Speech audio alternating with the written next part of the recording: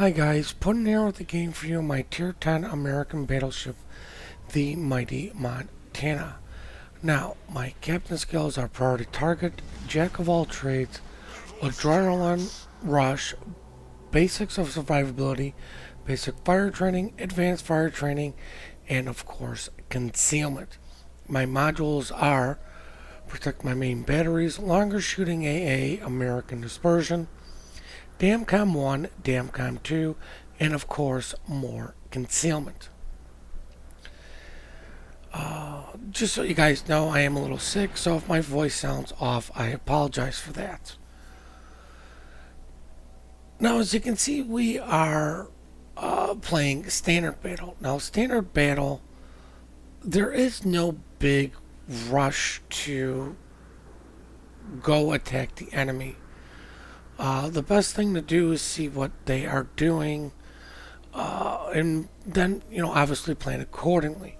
The best thing to do is just cover both flanks and don't push too hard until you get the ship lead or you've got the big advantage to push.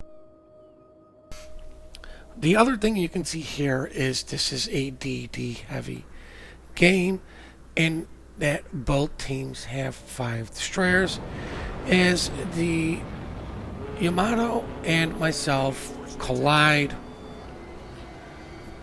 It looks like this gentleman was trying to get over to, I believe that would be the A side, while I'm trying to try to help hold this flank.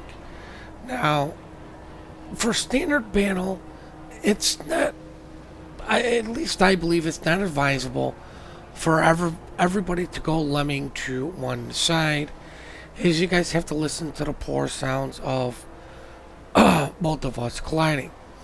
But as you can see, we've kind of forced the Yamato to stay on this side, just due to I'm in front of him, he's turning this way.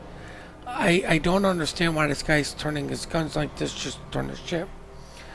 But as you can see, just by looking at the main map, we have 2 destroyers, one cruiser, and myself. Our Chapayev is going into the mid, which may not be a horrific idea, but I believe the guy would have been better suited over here if he would have just parked behind a little island directly in front of me. Use it for concealment and just, burn things down that way. I'm going to assume he's got that gentleman on radar.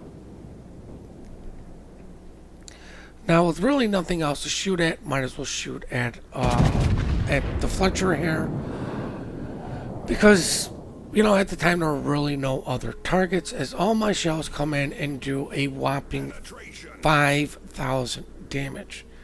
Now, you've always heard me hammer home, it's not the amount of damage, it's the percentage of damage you do.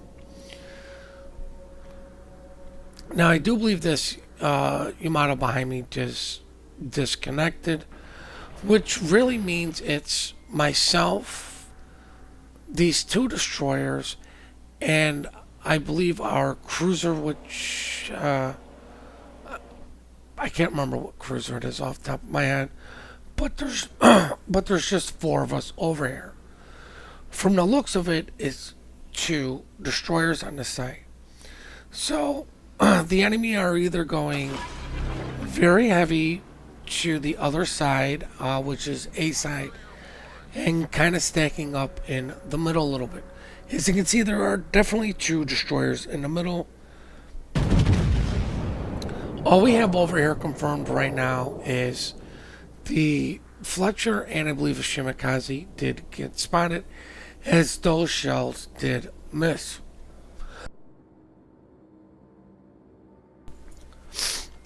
Now, normally I would just really apologize for running into the guy, but it was a very rough day for me. Now, I'm going to turn into these torps to minimize my damage as our cruiser takes at least one torp and puts him on low health, which now I think is going to make him play a little bit more passive. I thought I could maybe make this squeeze by and not get hit, but with the flood, I'm going to use my repair party right away. Now, the Fletcher did die on this side. The Shimmy is the only DD left on this side. And it looks like they have at least one battleship, which is the enemy Yamato, and a Moskva, which these two gentlemen are divvied up. It looks like they are protecting their camp. And with all the smoke over here, there's really not too much spotting going on unless somebody shoots. Now, I'm not a huge fan of long-range shooting, but he is showing, some broadside. And I'm kind of hoping for some plunging fire. Notice the Moskva just DCP'd. Notice that he's going to do the bow in strategy. And, I'm kind of thinking at this point, there's, the Shimmy is really the only one over here. Now I did switch to HE because if this guy's going to go bow on, I might as well try to burn him because that will hopefully maximize my damage done to him. He is going bow on. He is reversing. I am aiming behind him a little bit. I can tell he's reversing due to our DD shells are falling short.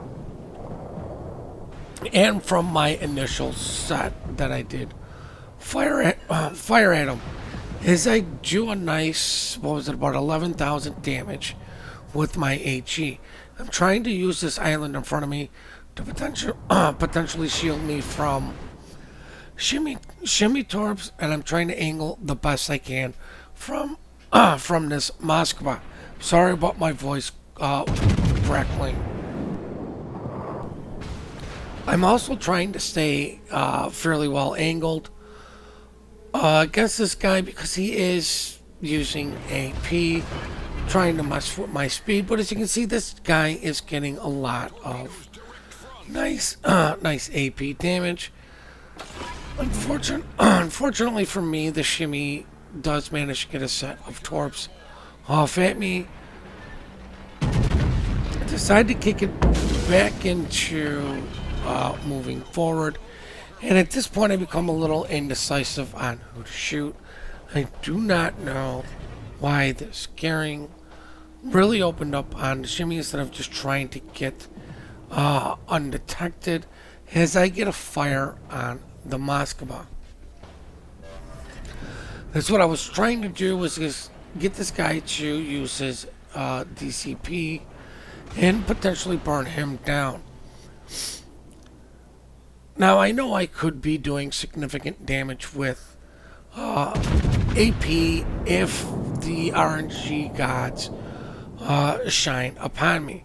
But the best thing to use to get consistent, reliable damage against the bow in target, especially something with a very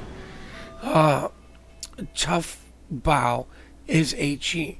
I cannot overmatch the Moskva's bow, and I figured I'll just get the fires, try to get, 2 fires going in on him to potentially just burn this guy down. I'm also hoping that one of those torpedoes will hit him, and then the Moskva will be flooding and burning. But with all of my support gone on this side, there's no more reason for me to continue on with my push. The ship lead is still, it's still anybody's game. But we are technically down one ship because our Yami in the back there is not in the game, and I'm going to check on him a couple times throughout this match. I'm also playing a dangerous game with a destroyer. I have to use islands and concealment to try to potentially sneak up on this guy, along with any sort of information that I can get. I'm spotted. There's a smoke cloud. He can see me. He launched torps.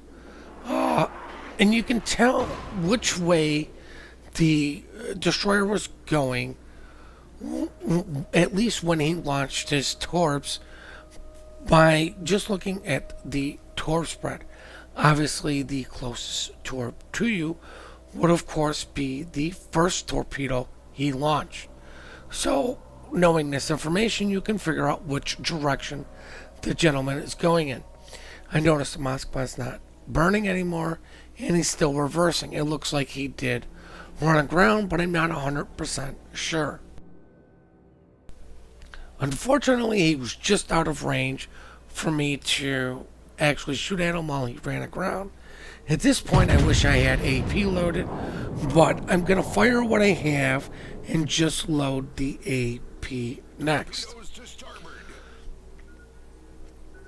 Now, if you noticed, this shimmy has gotten in all his torps on me when I was bowing and at somewhat of range, as that torpedo goes right under the ass end of my ship, luckily for me. But as you can see, I'm not spotted. And like I said, using that information of, the closest torpedo, which is usually going to be the one that renders first. But as you can see, the other torps were actually in front of the one that I did detect, even with all of that lag. Which means that the shimmy is, when he launched these, heading toward the Fletcher. I'm also not spotted, which means this island is concealing me, or he made his way behind the island in the back there. Now, I really would have wished that this Fletcher would have came over and helped me with the last destroyer. Anybody looking at their minimap could see that the last known position was the shimmy heading in the direction of the Fletcher in this area. He started me, and there we go. We spotted him. Gonna take a shot in on him because he was slowing down, but I'm going to hold my second shot. Because of the smoke changes, I understand why they did this,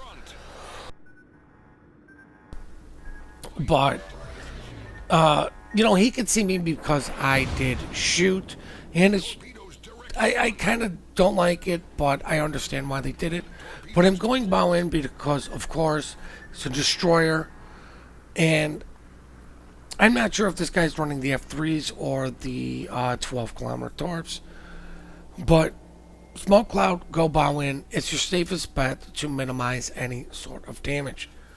Now, at this point, I was really hoping the Fletcher would come over here, especially after dealing with the enemy battleship he did torp.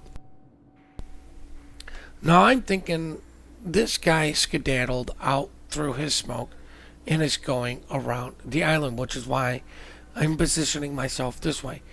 And I'm starting to think, well, where the hell did this guy actually go? Like, I should be picking him up now. I should be proxy, we should be both proxy spotting each other. At this point, I realized he actually went around the other way because he should have spotted me unless he was behind the island. Now, I'm trying to use the island, like I said, for some sort of cover because I'm not 100% sure where this gentleman went. This guy managed to reverse all the way back up to there. Immediately click on him for my secondaries. At this point, I kind of wish I had the reload instead of accuracy, but it is what it is. And now it's time to play a really, really dangerous game of who is going to flinch first. I have 10 seconds till my plane comes up. I'm slowing down to a quarter speed, turning into this guy. Kind of what I'm guessing whether or not I'm going to come around the backside or this side, but this guy comes out. I need to stop turning my ship just so I can get my guns to bear. I also speed up to make my turn a little bit faster to turn into these torps, as I only managed to eat 2 of these torps and mitigate most of the damage, immediately hit my repair party and of course my heal. Now at this point I noticed that the Fletcher is alone for the most part up at Cap. Our Kaba is off doing Kaba things, which is, it's what a Kaba does. But what's going through my mind is, if that Fletcher dies, we could still lose this. You have to remember the Yamato is DCP'd, left in frustration, me running into him, and our Hindenburg at Cap defending is all alone. I think I've done a pretty good job of defending this flank, not letting the destroyer get in behind us, sneak around us. Kind of made myself a viable target while maintaining as much of my health as possible. But any good hit on this Hindenburg, and we are going to lose any sort of defense of this Cap. Which is why I decided to turn around and come back. I know the Moskva and Yamato are in a division. I did see that the Moskva was slowing down. I just didn't realize it would slow down as fast as he did. But I wanted to get all my guns to bear on the initial shot, just to try to get as much damage. From fighting this guy earlier, I know he was going to shoot AP, which is why I'm just going to go bow in. I might as well minimize the damage this gentleman can do while he is reversing broadside to me, and all that dispersion kaplow for 31,000 damage. Now what I'm trying to do is get close to these islands to make the Yamato either have the guns looking at me to try to finish me off while the secondaries work on the Hindenburg, but to possibly give the Hindenburg a chance to live here. I'm not 100% sure if the Hindenburg can self-fire due to its positioning, but I do what I normally do and overturn. Now I do know there is a weak spot in the front of the Yamato that even I can, at this distance, actually push through and get the Citadel. But this guy actually did a very good job of angling and making me hit the wrong spot. And I am getting blessed by RNG that this gentleman shots are either missing, coming in too high, or I'm being blessed that this guy doesn't know how to shoot at my bow. As you can see, all my shells bounced. I was aiming at that weak point, but unfortunately I aimed too far back. I believe the gentleman was going a little bit faster than I thought. And all I'm thinking at this point, well, you know what, screw it. He can go through my bow, let me just ram him. I'm actually aiming at gun number 2 to try to knock it out of this fight, even though for the most part, getting in this close, he's going to have to show me an awful lot of his side to get that gun into play. So I'm thinking I'm going for the ram. But once again, I'm going to overturn like I always do, and luckily no citadels for me. It's at this point where I realize I can win this fight. His turrets cannot keep up with my speed.